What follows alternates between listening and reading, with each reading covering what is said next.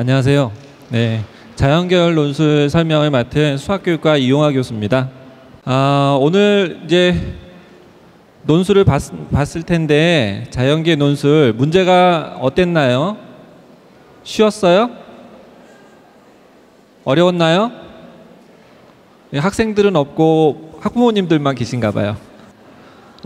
오늘 이제 문제를 보셔서 아시겠지만 굉장히 익숙한 소재들입니다. 교과서에만 나와 있는 거고요. 저희 이화여자대학교에서 이제 그 논술 출제에 가장 중요하게 생각하는 포인트는 교육과정, 고등학교 교육과정 내에서 출제를 한다. 이것이 가장 기본적인 목표입니다. 그래서 이번에 모의 논술에서 출제되어 있는 그 범위는 포물선, 타원, 쌍곡선, 자취 문제고요. 그 다음에 삼각함수, 그 다음에 자연계열 2에서만 나왔던 함수의 극한, 그 다음에 등비수열, 등비급수, 그 다음에 확률 쪽에서 나왔던 기대값에 대한 내용이 담겨 있습니다.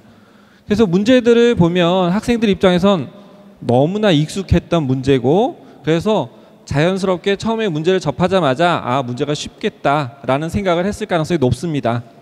그렇지만 내가 자주 접하는 문제라고 해서 다가 아니죠. 그 다음부터가 문제인데 얼마나 논술 문제에서는 정확하게 잘 서술을 하고 그 논리적 근거를 잘 쓰느냐가 굉장히 중요한 부분입니다. 특별히 자연계열 논술 그 문제를 풀 때는 굉장히 중요한 포인트가 있는데요. 가점 포인트하고 감점 포인트가 있습니다. 이런 부분들을 정확하게 짚어주고 넘어가지 않으면 자신은 굉장히 잘 썼다고 생각하지만 점수는 굉장히 나쁘게 나오는 그런 결과들이 나옵니다. 그래서 그런 부분들에 주목해서 봐주시기 바랍니다. 자, 첫 번째 문항은 그 1, 2, 3 그 소문항이 있었습니다. 근데 이제 전체적으로 요구하는 바는 주어진 도형에 대해서 접선을 그었을 때 각 점에서 이제 접선을 그으면 최대로 그을 수 있는 게 이제 2개의 접선을 그을 수가 있습니다. 못 긋는 점도 있고 한 개밖에 못 긋는 데도 있고 2개를 그을 수가 있는데 2개가 그어질 수 있는 그런 점 중에서 그 접선들이 서로 수직으로 2개를 그을 수 있는 점들의 자취를 물어보는 문제입니다. 이건 이제 고등학교 그 교과서라든지 이제 그 많이 봤던 문제일 겁니다. 그래서 첫 번째 소문항에선 포물선, 두 번째선 쌍곡선, 타원, 그다음에 세 번째선 쌍곡선 이렇게 물어보고 있습니다. 그래서 이제 문제를 보시면 되게 그 간단해 보이고 문제 풀이도 적절하게 접근하는데 큰 무리가 없을 것 같아 보여요. 일단은 포인트를 한번 보시겠습니다. 첫 번째 포인트는요. 그럼 접선이라는 것이 어떻게 기술되느냐. 포물선 같은 경우에는 기울기가 m인 접선을 그어보면은 위와 같은 그 접선의 식이 나옵니다. 이건 뭐 학생들이 익숙한 부분이기 때문에 이 포인트를 짚는 게 굉장히 중요합니다. 그럼 여기서 이제 가점을 얻겠죠. 이제 한 스텝을 밟은 셈이 되겠죠. 두 번째는 그 접선이 우리가 원하는 자취에 해당되는 점, 여기서 이제 P라고 기술돼 있었는데 P라는 점을 지나가게 되면 어떻게 되겠는가? 그러면 이제 그 좌표들을 대입시켜서 성립이 돼야 되겠죠. 그래서 여기까지도 큰 무리 없이 잘 진행이 될 겁니다. 중요한 것은 기울기 m에 대해서 2차 방정식으로 표현된다는 것입니다. 그래서 기울기 2개가 나오니까 바로 기울기 2개가 저 2차 방정식의 근이 되고, 그래서 기울기가 서로 수직이다라는 것은 2개의 해가 곱했을 때 마이너스 1이 나온다라는 것이기 때문에 2차식으로부터 다음과 같은 근과 기수와의 관계를 사용을 해서 간단하게 해를 구할 수가 있습니다. 여기까지는 학생들이 스텝 바이 스텝으로 평상시에 늘 공부하던 부분입니다. 그래서 여기까지 생각만 잘 하면 큰 무리 없이 잘 진행이 됐을 겁니다. 그래서 자취 방정식은 최종적으로 y 이퀄스 마이너스 4a분의 1 이렇게 기술할 수 있겠죠. 그래서 이제 분모에 0이 들어가는 케이스가 있기 때문에 분모가 0 되면 안 되니까 a가 0이 아닌 케이스로 우리가 이제 제한이 돼 있어서 다행히 큰 무리가 없고 진행이 되겠죠. 자, 여기서 잠깐 더 말씀을 드리면 이렇게 문항에 보면은 큰 문제 하나만 나와 있는 경우도 있고 소문항이 이렇게 요번 이 문항처럼 이렇게 3개씩 주어지는 경우도 있습니다. 그러니까 소문항이 많이 주어진다는 것은 무엇을 뜻할까요? 출제하는 사람 입장에서 소문항이 없으면 학생들한테 지침을 줄 게 별로 없기 때문에 학생들 입장에선 굉장히 어렵게 느껴질 수가 있어요. 소문항이 나와 있다는 얘기는 소문항이 가지고 있는 스텝들을 잘 밟으면 전체 문제를 풀 수 있다라는 것입니다. 그래서 출제하는 사람 입장에서는 학생들이 뭔가 힌트가 좀 더 필요하겠다 싶으면 소문항을 더 줍니다. 그러니까 학생들 입장에서는 소문항이 있으면 이게 스텝을 의미하는 거구나 라는 것들을 활용하시면 되고, 그 스텝들을 활용을 해서 뒤에 있는 난이도 높은 문제들을 더 풀 수 있도록 그렇게 적용을 하시면 됩니다. 그래서 별개의 완전히 독립적인 별개의 문제로 생각하지 마시고 그 다음 스텝의 문제들을 푸는데 활용을 하시면 훨씬 더 유리하게 풀 수 있을 겁니다. 자, 다음 문제는 타원에 관한 거였죠. 타원에서는 보시면 이제 다음과 같이 이렇게 타원에서 줬는데 포인트를 한번 살펴보겠습니다. 이제 물어보는 거는 똑같은 내용이니까요. 그 대상에 해당되는 도형만 바뀌었습니다. 그럼 똑같은 문제를 뭐 하려고 자꾸 물어볼까요? 뭔가 차이가 좀 있어야겠죠. 그래서 이제 차이를 한번 또 살펴보시죠. 첫 번째 마찬가지로 접선의 방정식을 설정을 합니다. 여기 똑같죠? 그 다음에 접선이 자취에 해당되는 점을 지난다고 생각을 해서 그걸 대입을 해서 m에 대해서 2차 방정식을 설정을 합니다. 그러고 나면 근과 계수의 관계를 적용을 하겠죠. 여기까지는 똑같죠? 그러고 나면 이제 뭔가 주목할 부분이 하나 더 생겼는데, 그래서 식을 잘 보시면 왼쪽에 있는 부분이 분모에 x제곱 마이너스 a제곱이 있습니다. 그러니까 분모가 0 되는 건 저희는 기피를 해야 되기 때문에 x가 플러스 마이너스 a가 되는 것을 반드시 따로 설정을 해서 그 점을 배제할 수 있는지 우리가 다시 포함시킬 수 있는지를 따져줘야 됩니다. 이 문제에서는 다행히 x 이퀄스 플러스 마이너스 a에서 각 해당되는 자취점에서 접선을 두 개를 수직하게끔 그릴 수가 있습니다. 그래서 그것을 포함해야 한다라는 부분을 마지막에 기술을 해줘야만 감점 요소가 없겠습니다. 여기 답에 있는 것처럼 자취의 방정식이 x제곱 더하기 y제곱 이퀄스 a제곱 더하기 b제곱 원이다 이렇게 얘기하고 나면 감점 요소가 많이 생기는 거죠. 그죠? 왜 아까 분모에서 x 이퀄스 플러스 마이너스 a에서 안 되는 점들이 포함될 수 있는지를 기술을 하지 않으면 거기에서 감점이 상당히 될 겁니다. 감점이 몇 점이라도 되면 합격선에 있는 학생들 입장에선 당락이 좌우되는 문제죠. 굉장히 중요한 거니까 꼼꼼하게 그런 부분들을 면밀하게 살펴셔야 돼요. 그러니까 연습하실 때, 논술 준비하실 때 그냥 문제, 수능 문제 풀듯이 하시면 안 되고 서술형 문제에 맞게끔 어떤 부분을 짚어야 되는 정확하게 그렇게 기술을 하는 연습을 하셔야 돼요. 그걸 놓치시면 굉장히 후회하시게 됩니다. 자, 다음 문제는 쌍곡선에 대한 이야기예요. 자, 쌍곡선이 이제 주어져 있는데요. 그러면 포인트는 똑같아요. 그래서 해당되는 포인트에 되는 부분들 접선의 방정식 구하고 그 다음에 그 자취의 점을 대입하고 그 다음에 근과 계수의 관계를 활용하고 이런 부분들은 다 가점으로 아까 스텝 바이 스텝으로 점수를 받겠죠. 그 다음에 그래서 최종적으로 자취의 방정식을 다 구할 때 보시면 제한이 상당히 강력하게 들어옵니다. A가 B보다 커야만 됩니다. 나머지 부분들이 있겠죠. A가 B보다 작거나 같은 부분에서는 어떻게 되겠느냐, 그런 부분들은 모두 배제돼야 됩니다. 배제되는 이유를 다 기술해야 되겠죠. 그래서 그 부분들이 상대적으로 앞에 있던 소문항보다는 훨씬 더 어려운 문제들이기 때문에 그런 부분들에 대해서 감점 요소가 굉장히 커지겠죠. 그죠? 그래서 여기에 배점도 더 큽니다. 그리고 앞에 있는 것보다 난이도가 점점 높아지는 것도 아시겠죠. 그 다음에 그 위에 있는 원인데요. x제곱 더하기 y제곱 이퀄스 a제곱 마이너스 b제곱인데요. 원인데 원에 있는 점들은 다 되느냐, 안 되는 점들이 또 있습니다. 그래서 그 점들을 또 배제를 해야 돼요. 그러니까 요거는 앞에 있던 소문항 1번, 2번보다는 훨씬 난이도가 높아진 거죠. 그죠? 그런 부분들을 잘 감안하시고, 그래서 배점이 높아지면 높아질수록 비슷한데 왜 배점이 높을까? 그러면 더 꼼꼼하게 잘 챙겨서 보셔야 됩니다. 다음 문제 보시면 기대값의 이제 확률과 이제 기대값에 관한 부분들이 이제 포함되어 있는 그런 문제인데요. 첫 번째, 두 번째 문제는 무한 등비급수에 해당되는 겁니다. 그러니까 등비수열에 대한 부분이기 때문에 앞부분에서는 조금 수열에 관한 문제고, 뒤에 이제 세 번째 문항으로 가면은 기대값이 되는 그 확률 쪽 범위에 대한 문제가 되겠습니다. 자, 이제 어떤 그 김희화라는 사람이 이제 65세부터 100세까지 이제 퇴직금을 이제 수령을 하려고 하는데, 이제 매년 1,000만 원씩 이제 수령을 하려고 하는 겁니다. 그랬을 때 이 수령액이 도대체 지금 시점에서는 어느 정도 값으로 의미가 있겠느냐, 이런 거를 첫 번째 물어봤습니다. 이 문제에서도 마찬가지입니다. 앞에서 물어보는 단계들이 뒤에 문제하고 무관하지 않습니다. 그래서 앞에 문제를 잘 적용해서 풀고 나면 뒤에 있는 난이도가 높은 문제들을 더 적절하게 접근할 수 있는 길들이 생깁니다. 그러니까 반드시 그런 부분들을 활용하도록 노력을 하셔야 됩니다.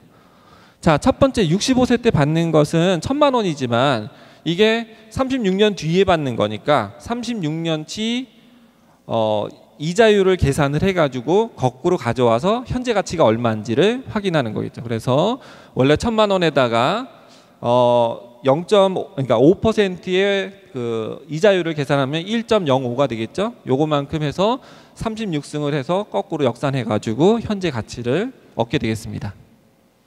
그러면 일반적인 N에서는 어떻게 되는가 하는 거죠. 일반적인 N년만큼 더 지난 다음에 받는 거죠. 그러니까 65세로부터 65세가 이제 첫 번째고요. 그 뒤로 해갖고 N번째에 있는 거, 65세 이후로 있는 N번째에 대해서는 얼만큼 가치가 되겠는가 해서 똑같이 횟수가 그만큼 늘었으니까 그 횟수만큼 반영을 해갖고 가져오면 되겠죠. 그래서 현재 가치를 또 계산을 했습니다. 그래서 이렇게 보면 AN이라는 그 수열을 설정을 했는데 보니까 첫째 항이 A1, 그 다음에는 보니까 공비가 눈에 보이죠. 그래서 공비가 1.05에 그러니까 1.05분의 1 이렇게 되는 거겠죠. 그래서 공비를 갖다가 우리가 알 수 있겠어요. 그러니까 등비 수열인 걸 금방 알 수 있겠죠, 그렇죠? 그래서 내가 받은 거 65세 때부터 받아갖고 100세 때까지만 받으니까 그 사이에 받았던 걸 다 합해 보죠. 다 합해 보면 각 항이 등비 수열이었으니까 이제 등비급수에 해당되는 거죠. 그리고 특별히 이제 중요한 부분이 이제 공비에 해당되는 부분이 지금 1.05니까 그 부분을 대입을 해가지고 계산을 했습니다. 그럼 이제 주어져 있는 그 산수를 하는데 좀 문제가 좀 있을 수 있기 때문에 문제의 힌트에서 어떻게 계산하는데 좀 편리하라고 약간의 힌트들을 줬으니까 그 값들을 활용을 해서 쓰시면 2,963만 원 정도가 나옵니다. 꼭 저 값이 딱 똑같아야 될 필요는 없죠. 그러니까 근사값으로 어느 정도 맞으면 되겠죠. 그래서 첫 번째에서는 그 퇴직금을 갖다가 내가 이제 1,000만 원씩 받는 것들이 현재 가치로 얼마인지를 봤어요. 두 번째에서는 내가 이제 그 30세, 그러니까 30세부터 지금 300만 원씩 내가 이제 그 돈을 갖다가 입금을 할 건데, 이렇게 입금을 해서 64세에 65세부터 퇴직금을 받을 거니까 64세까지 내가 계속 입금을 하고, 그렇게 입금한 금액이 나중에 내가 퇴직금을 받으려고 하는 돈을 갖다 다 충당할 수 있는지 그런 것을 물어보는 겁니다. 여기선 다른 얘기가 없지만 충당하기에 충분하냐 이렇게 물어봤거든요. 그러면 비교가 가능해야겠죠. 비교가 가능해야 되는데 그냥 비교하려면 굉장히 어려울 테니까 학생들한테 어느 시점에서 비교할 건지를 1번에서 알려준 거예요. 그래서 퇴직금을 현재 가치로 소환을 해가지고 값을 갖다 물어봤죠. 그러면 내가 이제 입금을 했던 금액들도 현재 가치로 다시 가져와서 비교를 해보면 내가 납입을 한 금액이 많은지 아니면 내가 수령을 하게 되는 금액이 더 많은지 이렇게 직접 비교를 할 수 있겠죠. 그래서 기준점을 잡아가지고 문제를 해결을 해야 되겠죠. 그래서 기준점을 잡는데 어려움이 있을까 봐 첫 번째에 현재 가치라는 개념을 갖다가 미리 설정을 해준 겁니다. 만약에 그런 설정이 없었다고 하면 학생들 입장에선 그 기준점을 자기 스스로가 설정을 해야 되기 때문에 난이도가 좀 더 높아지는 거죠. 같은 문제가 나오더라도 학생들한테 그 정도의 힌트를 주느냐 마느냐에 따라서 난이도가 높아지고 낮아지고 할 수가 있는 겁니다. 자, 포인트를 보시면 마찬가지로 내가 첫 번째 적립한 금액이 현재 가치로는 얼마냐, 1년 지난 다음에 넣은 거니까 1년만큼이 반영이 됐습니다. 그 다음에 n번째 적립한 것은 얼마큼 되겠느냐. n번만큼 적립하는데 이제 시간이 걸렸으니까요. 그 시간만큼의 이자율이 반영이 됐습니다. 그래서 이렇게 해서 집어넣은 금액들은 보면은 첫째 항이 B1이고 그 다음에 공비가 1.05분의 1인 거를 금방 알 수 있습니다. 그래서 여기까지는 계산하는데 어렵지가 않죠. 그래서 이제 그러면 총 내가 집어넣은 게 얼마냐. 그렇죠? 내가 30세부터 64세까지 넣었으니까 그 이제 등비급수를 갖다 계산을 합니다. 그러면 등비급수 계산해 보면 그렇게 어렵지 않게 계산할 수 있어요. 그래서 계산해 봤더니 4,907만 원이더라. 그래서 학생들 입장에서는 아까 첫 번째 퇴직금 2,963만 원 현재 가치가 이렇게 됐었으니까 내가 납입한 금액이 훨씬 더 많다라는 판단을 할 수가 있겠죠. 그래서 이제 이렇게 근거를 제시를 해서 그렇게 얘기를 하면 되겠습니다. 그래서 이런 부분들까지는 굉장히 그 등비 수열, 그 다음에 등비 급수 문제로서 아주 자주 볼 수 있는 문제입니다. 그런 것들을 이제 같이 비교해봐라 하는 부분만 현재 가치라는 개념을 대입해 갖고 물어본 것밖에 없죠. 그래서 평상시에 보던 패턴의 문제에서 크게 벗어나지 않습니다.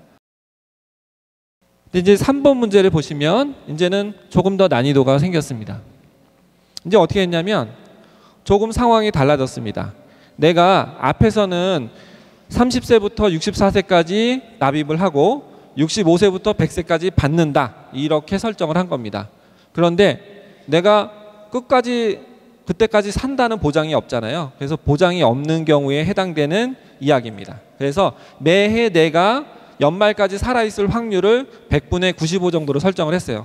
한 해 연말까지 더 가려면 100분의 95.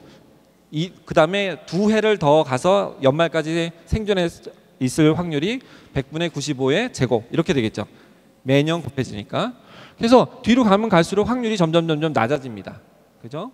그래서 이렇게 낮아지는 확률을 가지고서 내가 납입하는 금액에 대한 가치, 그 다음에 내가 나중에 퇴직금으로 수령을 하게 되는 금액의 가치, 이것들을 같이 한번 비교를 해봐라 하는 겁니다. 그래서 그때 내가 받을 수 있는 그 금액들, 그 다음에 그 당시에 내가 납입하게 되는 금액들의 기대값들을 한번 현재 가치의 입장에서 한번 계산을 해보라는 겁니다. 그래서 현재 가치의 개념은 1번, 2번에서 지금 연습을 했어요. 문제를 풀면서.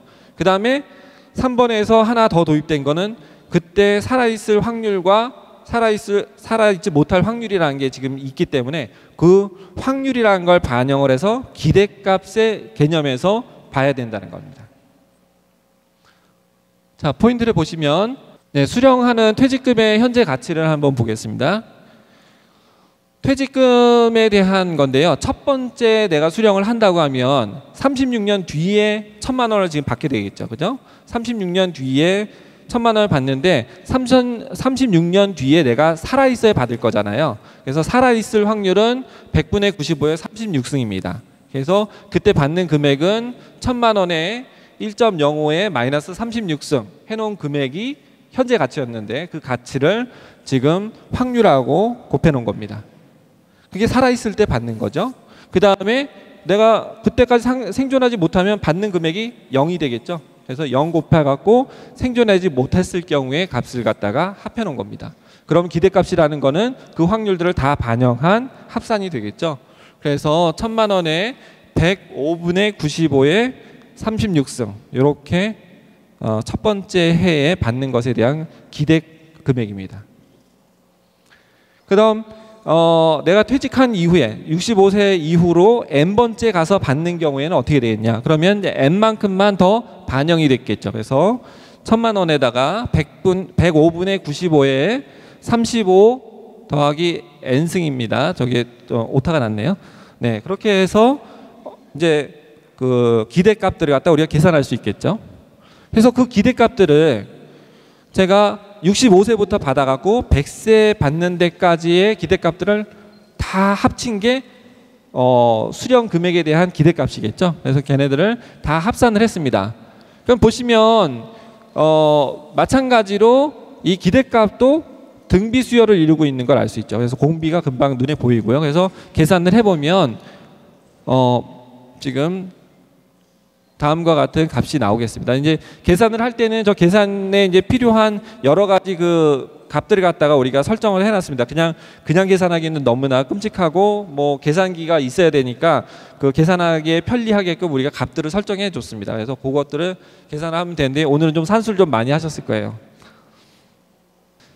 첫 번째 접근하는 부분은 아까 보셨던 것처럼 퇴직금을 수령하는 것에 대한 계산들이었는데요. 이제 내가 납입하는 금액에 대한 기대값도 또 계산을 해야겠죠. 그래서 마찬가지로 납입하는 것에 대한 기대값들을 갖다가 계산을 해야 되는데 보시기 좀 불편하실 수 있는데요. 납입 금액은 지금 얼마를 넣을지를 지금 계산을 안 했습니다. 그래서 1,000만 원이라고 써 있는 1000 자리에 K 값이 들어가야겠죠. K 값이 들어가고 그 다음에 1.05에 첫 해 지난 다음에 넣을 거니까 마이너스 1승이 되겠죠. 그 다음에 확률은 내가 생존해 있을 확률이 100분의 95니까 100분의 95에 1승이 되겠습니다. 한 해 지난 다음에요. 그 다음에 이제 마찬가지로 뒤에 있는 거는 내가 살아있지 못하면은 납입할 금액이 없으니까 거기는 0을 곱해서 의미가 없어지겠죠.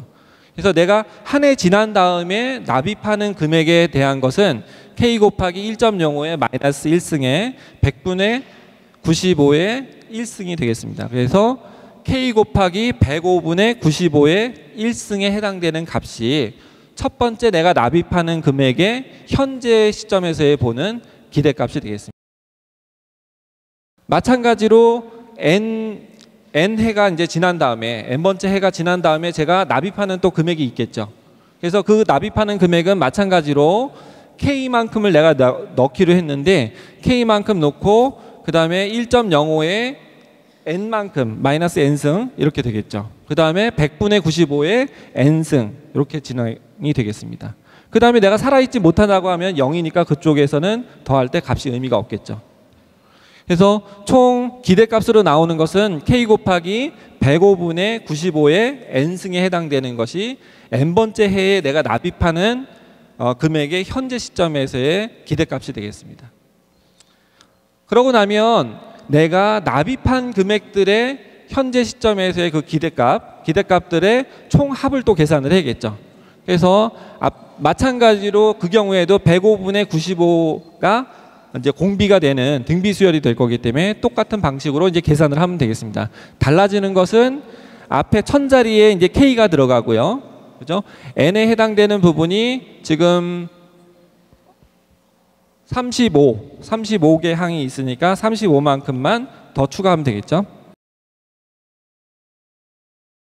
그래서 내가 이제 퇴직금을 이제 수령을 했을 때의 현재 가치에서의 기대값이 있고 그 다음에 납입한 금액의 현재 가치가 있겠죠. 그래서 그 두 개를 비교를 해서 적절한 내가 금액을 얼만큼씩 납입을 하면 되겠는가라는 걸 계산을 한 겁니다. 그래서 지금 S2에 해당되는 것은 제가 수령하는 퇴직금에 대한 현재 가치의 기대값입니다. 그 다음에 S1에 해당되는 것은 제가 납입한 금액의 현재 가치에 대한 기대값이에요. 그래서 그 양쪽을 계산을 해서 그것을 같은 정도가 되도록 조정을 하게 되면 K값은 한 30만 원 정도 납입하면 되겠다. 이런 계산이 나오겠죠. 그래서 현재 있었던 그 은행 이자율과 그 다음에 나중에 내가 받게 되는 수령액 1000만 원에 해당되는 현재 시점에서의 한 납입하는 금액이 어느 정도면 적절하겠는가 하는 부분을 이렇게 현재 가치라는 개념으로 가져와서 비교를 해서 값을 계산하는 문제입니다. 그래서 앞에 1번, 2번보다는 3번 문제가 훨씬 더 난이도가 높고 왜냐하면 기대값이라는 개념 자체도 또 도입이 되어 있기 때문에 난이도가 높습니다. 그렇지만 3번 문제를 푸는데 앞에 있었던 1번, 2번에서 접근했던 등비수열에 해당되는 부분 그 접근 방식이 여기서 도움이 많이 되겠죠. 다음은 3번 문항인데요. 직선 L1하고 L2가 이렇게 주어져 있습니다. 근데 이제 기울기가 탄젠트 세타가 들어가 있는 형식으로 직선의 두 개가 이제 표현이 돼 있어요. 그래서 직선 L1하고 L2가 있고 그 안에 접하는 두 직선에 동시에 접하는 원을 그렸습니다. 원을 그리고 그 다음에 또 원을 하나 또 그리는데 어떻게 하냐면 이번에는 그 원래 있었던 원하고 두 직선하고 세 군데에 동시에 접하는 원을 그리는 겁니다. 대신 작아지게끔 그린다 이렇게 했어요. 그러니까 안쪽으로 점점 들어가겠죠. 그죠? 커지게끔 그리면 바깥쪽으로 나갈 테니까요. 그래서 작아지게끔 그린다 이렇게 돼 있습니다. 그래서 세타에 대해서는 범위를 0부터 4분의 파이로 이제 제한을 해놨고요. 자, 직선 L1하고 L2가 이렇게 주어져 있습니다.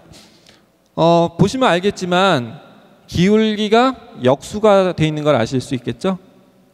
네, 이 부분이 굉장히 중요한 키포인트가 되겠습니다. 네, 첫 번째는 뭐라고 물어보고 있냐면요. 원의 반지름을 Rn이라고 했을 때 중심 좌표가 있을 건데 중심 좌표가 반지름에 대해서 어떻게 표현되느냐라는 겁니다. 첫 번째 포인트는 이 중심이 y=x라는 직선을 지나간다라는 거예요. y=x라는 직선 위에 중심이 존재한다라는 것이 굉장히 중요한 포인트입니다. 왜 그러냐면 아까 봤듯이 L1하고 L2가 기울기가 역수관계죠. 그러니까 그 두 직선은 y=x라는 직선에 대해서 대칭으로 돼 있는 형태입니다. 그래서 중심에 해당되는 좌표들이 y=x라는 직선 위에 있다. 이게 이제 굉장히 중요한 포인트겠죠. 그래서 그것을 대입을 해서 구하는데 반경은 지금 어떤 거냐면 중심으로부터 직선까지의 거리에 해당되겠죠. 그렇죠? 중심으로부터 직선까지의 거리가 바로 반경에 해당되는 게 되겠습니다. 그래서 반경 Rn은 직선부터 중심까지의 거리다라고 놓고 계산을 하면 되겠어요. 그다음에 그 직선과 한 점까지의 거리에 대한 공식은 교과서에서 이제 많이 보시던 거니까 대입을 해가지고 계산을 하면 되겠습니다. 그래서 Rn이 저렇게 xn 쪽 입장에서 이제 표현이 돼 있으니까 xn, yn 지금yn은 xn이랑 같다고 그랬죠. y=x 위에 있으니까 그래 같으니까 xn = Rn 나누기 루트 2의 사인 세타 이렇게 나오니까 y 좌표도 똑같은 표현이 되겠죠. 그래서 첫 번째 문제는 이렇게 간단하게 해결할 수가 있을 거고요. 두 번째는 이제 C1, C2 이렇게 해서 그 원들이 이제 계속 주어지는데 반지름들이 이제 계속 나타날 거잖아요. 그래서 반지름들에 대해서 어느 정도 변화가 생기는지를 물어보고 있습니다. 이 문제를 준 것은 그냥 3번 문항에서 그냥 반지름의 둘레의 합을 갖다 물어보고 있는데 반지름의 둘레의 합을 갖다 물어보면 되는 문제였는데 그냥 그렇게 하면 학생들이 힌트가 좀 부족할까 봐 이 부분을 준 겁니다. Rn분의 Rn 플러스 1이 어떻게 되겠느냐 이런 겁니다. 근데 이 계산을 해보면 나중에 상수가 나옵니다. 상수가 나온다는 얘기는 무슨 얘기예요? 항하고 그 다음 항, n번째 항하고 그 다음 항하고의 비율이 상수가 나왔으니까 이건 등비수열이다 라는 거겠죠.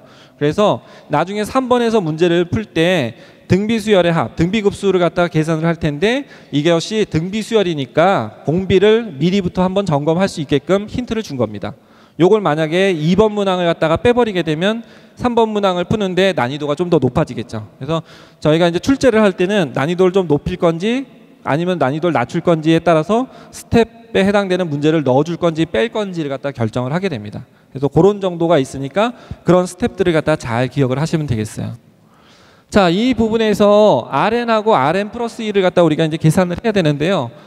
일단 두 원에 이제 접하는 원이 있죠. Cn하고 Cn 플러스 1의 두 원의 관계를 갖다가 아셔야 되는 거죠. 그래서 두 원의 중심 사이의 거리가 반경에 합하고 같다라는 부분을 갖다가 활용을 하면 되겠어요. 그래서 Rn 플러스 1, Rn 더하기 Rn 플러스 1을 갖다가 한 값이 이제 두 중심 사이의 거리겠죠. 그래서 두 중심 사이의 거리는 루트 2의 xn 마이너스 xn 플러스 1 이렇게 나왔는데 이건 뭐죠? 아까 xn하고 xn 빼기 xn 플러스 1하고 yn 빼기 yn 플러스 1이 같을 거잖아요. 그죠? 이등변 삼각형이 될 테니까 한쪽 편에 루트 2배를 한 겁니다. 그래서 물론 다른 방식으로 계산할 수도 있겠지만 이게 간단하게 접근할 수 있겠죠. 그래서 앞에 1번에서 계산했던 것을 적용을 하면 간단하게 해결이 되고 그래서 비율이 1 마이너스 사인 세타 나누기 1 더하기 사인 세타 이렇게 해서 상수값이 나오는 거를 알 수 있습니다. 이 사이에는 뭐 이렇게 계산을 해보면 금방 알 수 있는 거니까요. 그래서 두 번째까지는 계산이 그렇게 어렵지 않았을 거고요. 두 번째까지 계산하는 데 있어서 문제가 생겼으면 뒤로 갈수록 점점 더 문제 해결이 어렵겠죠. 그러니까 3번 문제를 해결하기 위한 스텝으로서 1번, 2번을 줬기 때문에 그쪽에서 막힌다고 하면 훨씬 더 어려움이 있었을 겁니다. 자, 원둘레들의 합을 다 계산해봐. 이렇게 나왔는데요. 문제를 보시면 CN, 원 CN의 둘레를 어떻게 계산하면 되겠냐. 둘레는 이제 2파이 R이죠. 그래서 반경이 RN이니까 2파이 RN 이렇게 나오겠습니다. 그래서 물어보는 답은 2파이 RN을 썸하는 것입니다. 그래서 걔네들을 다 합하면 될 텐데 그러면 얘네들이 어떤 수열인지를 알아야 되잖아요. 그죠? 그냥을 내가 계산하기가 상당히 어려우니까 RN이 어떤 수열인지를 알아야 되는데 앞에 두 번째 스텝에서 계산한 거에 의해서 RN이라는 것이 등비 수열인 거를 알고 있었어요. 그래서 그 등비 수열이라는 것을 계산을 해보니까 1 빼기 사인 세타 나누기 1 더하기 사인 세타 이런 공비를 가지고 있었죠.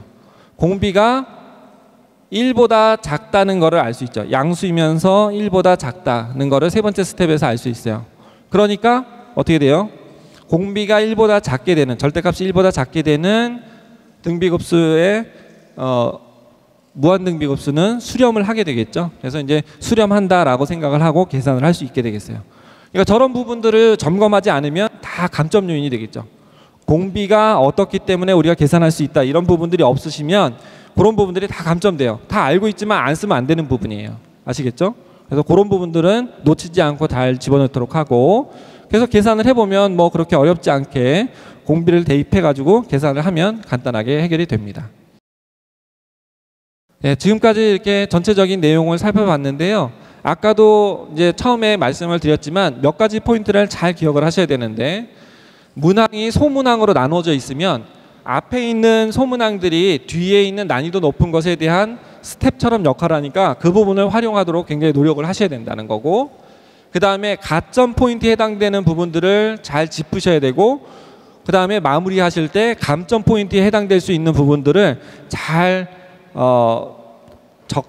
서술을 해주시지 않으면 나중에 감점 요인으로 작용이 되니까 그 부분 때문에 당락이 좌우될 수가 있어요. 그러니까 그런 부분까지 세세하게 연습하는 그런 시간을 좀 갖도록 해주시기 바랍니다. 그래서 남은 시간 동안에도 열심히 준비하셔서 좋은 성과 있길 기대하겠습니다. 감사합니다.